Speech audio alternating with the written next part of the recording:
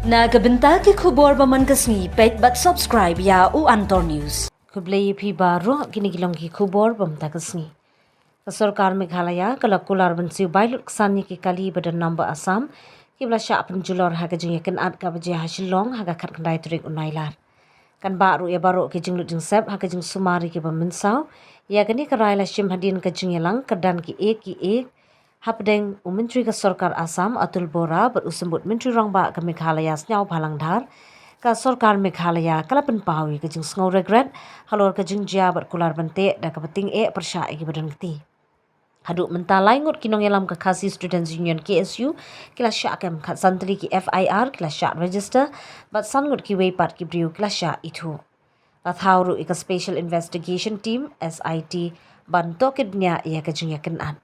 Ka Sorkar kala pentip ru baya kinong jengok kai berkikali ki berdang sakut on penpoi suk bat shengan cha Assam hapo sau pupra kenta kat bakila jingya trilang berki helpline kendang beteng bantri kam. Has assigned this team to our chief secretary. He will examine the matter. We will compensate it as per law. And for the people who are those injured, we will contribute to government. After I have read even the joint statement after the decision meeting on the outcome today, hopefully I think in a very short time, so under the advice of the Chief Minister and all our officials from both government, I think normalcy should return back very soon. I'm very confident in you all and both people of the state, so I think there will be no more contracts or controversies. Let us hope for the positive. I request.